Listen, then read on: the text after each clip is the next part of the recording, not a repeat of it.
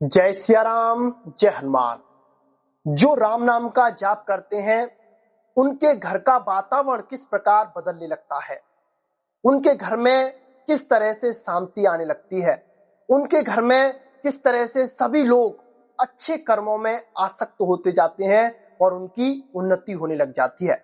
आप लोगों ने बहुत सारे ऐसे घर देखे होंगे जो लगभग प्रेजेंट समय से 10 साल पहले बहुत गरीब अवस्था में थे और उनके घर में कोई एक ऐसा साधक हुआ या कोई एक ऐसा भक्त हुआ जो संतों से जुड़ गया, जो सत्संग से जुड़ गया या जो राम नाम का जाप करने लग गया, तो उसके जाप के प्रताप से प्रेजेंट के समय में उनके घर में बहुत सारी उन्नति हो गई।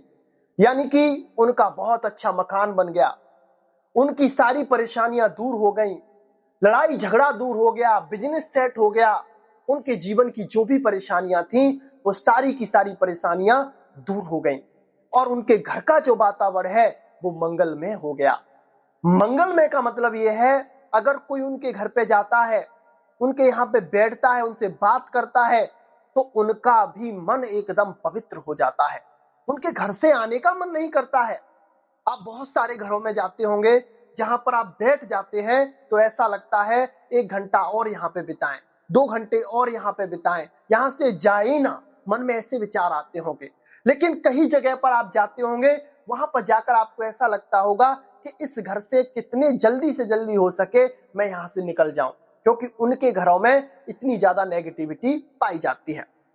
तो जो राम नाम का जाप करने वाला साधक होता है वह अपने घर को तो धन्य करता ही है, बल्कि उसके घर के आसपास का जितना भी वातावरण है वह भी पवित्र हो जाता है। जिस घर में नित्य प्रति रामचरितमानस का पाठ होता है, संध्या सुबह के समय भगवान की आरतियां गाई जाती हैं, भजन किए जाते हैं, पूजा पाठ किए जाते हैं, तो उनके जीवन में हमेशा ही मंगल ही होता है। थोड़े समय में लग सकता है कि ये बहुत ज्यादा पूजा पाठ कर रहे हैं, फिर भी इनके जीवन में परेशानियां आ रही हैं, दुख आ रहे हैं, लेकिन वो दुख उनको जीना सिखा जाते हैं, उनको जीने की कला सिखा जाते हैं और फिर वो अपने जीवन में सफलता को प्राप्त कर जाते हैं। कुले पवित्रम जननी कृतार्था वसुंधरा च पुण्यवती च तेन धन्याम ऐसाम कुलम वैष्णव पुत्र जायते। जिस जगह पर, जिस माता के गर्भ से, जिस स्थान पर किसी भगवान के भक्त का जन्म हो जाता है वह घर तो धन्य होता है, उस माँ का गर्भ भी धन्य होता है, बल्कि वह कस्बा, वह शहर, बल्कि वह पूरा राष्ट्र धन्य हो जाता है, वह पूरा देश धन्य हो जाता है, वह पूरी जगह धन्य हो जाती है जहां पर भगवान के भक्तों का जन्म होता है। और पृथ्वी माता भी ऐसे भगवान के लाडलों से बहुत ज्यादा प्रसन्न होती हैं, धन्य होती हैं, कृतार्थ मानती हैं और ऐसे कुल जो होते हैं वो संसार में पूजनीय हो जाते हैं। तो अगर आपको भी अपने घर का वातावरण मंगलमय बनाना है, आपके घर में कोई आए तो वह आपके यहाँ पर रहने के लिए उसका मन करे, घर का वातावरण इतना सकारात्मक हो, इतना पॉजिटिव हो कि आपके घर में भगवान भी आने को विवश हो जाएं। भाई, भगवान जब माता अहिल्या के आश्रम से निकल रहे थे तो क्या माता अहिल्या का जो आश्रम था, क्या वो वहां पर महल बने हुए थे? क्या वहां पर बहुत ज्यादा सुगंधित द्रव्य बचे हुए थे? वह वन ही पूरा वीरान था, उस वन में कुछ नहीं था सिवाय खंडहर के, और कुछ नहीं था। लेकिन जैसे ही राम जी वहां से गुजर रहे थे तो जहां पर गौतम ऋषि जी की कुटिया थी वहां पर पहले भजन हुआ था, पूजा पाठ हुई थी, साधना हुई थी, सत्संग हुआ था, हवन हुए थे। तो उस जगह का जो अट्रैक्शन था, इतनी पावर उस जगह में हो गई थी कि भगवान विवश हो गए थे गुरुजी से पूछने के लिए कि यह जगह कौन सी है। जब उन्होंने गुरुजी से पूछा, गुरुजी ने सब कुछ उस जगह के बारे में बताया, तो भगवान खुद चलकर उस जगह पर गए और उस जगह को धन्य कर दिया, माता अहिल्या को धन्य कर दिया। तो आपके घर में भी अगर नित्य प्रति भगवान के कीर्तन होते हैं, सुबह शाम आरती होती है, पूजा पाठ होते हैं और आप भजन करते हैं, तो आपका घर भी आकर्षित बन जाता है। अगर कोई संत वहां से निकल के जा रहा होगा जो भगवान का नाम जाप करने वाला है, ध्यान करने वाला है, तो अनायास ही वो आपके घर की तरफ खिंचा चलाएगा और वह संत आपसे भोजन की मांग करेगा, आपसे सत्संग की मांग करेगा, आपको सत्संग कराएगा और आपके जीवन को धन्य कर देगा। तो भाई अगर भगवान के भक्तों को अपने घर में खींचना है, अपने घर के वातावरण को मंगलमय बनाना है, तो सुबह शाम भगवान का कीर्तन, पूजा पाठ जितना भी आपसे बने उतना करिए और भगवान से जुड़ जाइए और घर में राम नाम का जाप करने लग जाइए। आजकल तो भौतिक साधन बहुत ज्यादा हो गए हैं।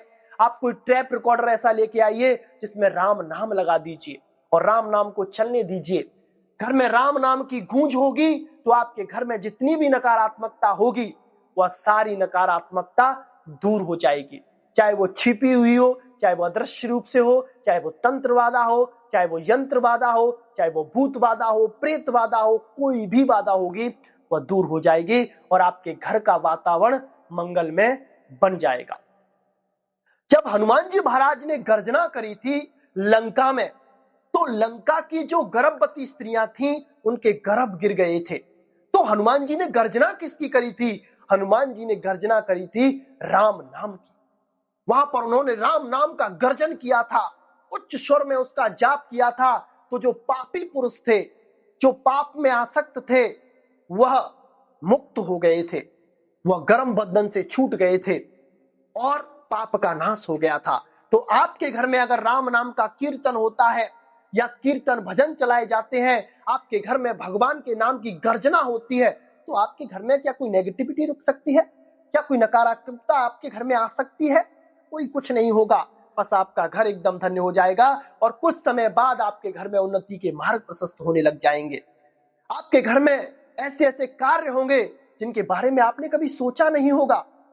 आपके बच्चों की बड़ी बड़ी नौकरियां लग जाएंगी, आपकी छोटी सी दुकान बहुत बड़ी दुकान हो जाएगी, उसमें बहुत बड़ा बिजनेस चलने लग जाएगा और आपकी आमदनी लाखों से करोड़ों में होती जाएगी और आप धर्म की तरफ बढ़ते जाएंगे। आप राम कथा करवाएंगे, आप भगवान का सत्संग करवाएंगे, यज्ञ करवाएंगे और भगवान के भक्तों को अपने से जोड़ने लग जाएंगे। तो वही घर फिर धन्य हो जाता है, उस घर का वातावरण धन्य हो जाता है। अगर आपको भी अपने घर को धन्य बनाना है तो सुबह शाम भगवान का भजन कीर्तन अपने घर में करिए और सुबह भगवान के भजन घर में चलाइए और रामचरितमानस का पाठ करिए। या जिन भी भगवान को मानते हैं, आप कृष्ण भगवान को, माता रानी के मानते हैं, तो उनसे संबंधित आप उन ग्रंथों का स्वाध्याय करिए, तो आपका घर भी धन्य होगा, आपके घर का वातावरण भी धन्य हो जाएगा। तो आज के लिए बस इतना ही। मिलते हैं आपसे बहुत जल्दी ही एक और ऐसी नई जानकारी के साथ। तब तक के लिए जय श्री राम, जय जय हनुमान।